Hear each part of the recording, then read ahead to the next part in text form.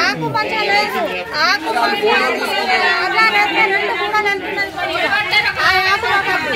మాకు మధ్యలో జరిగిందంటే అది క్యారెట్కి 2000 చొప్పున పోసుకుంటుంది.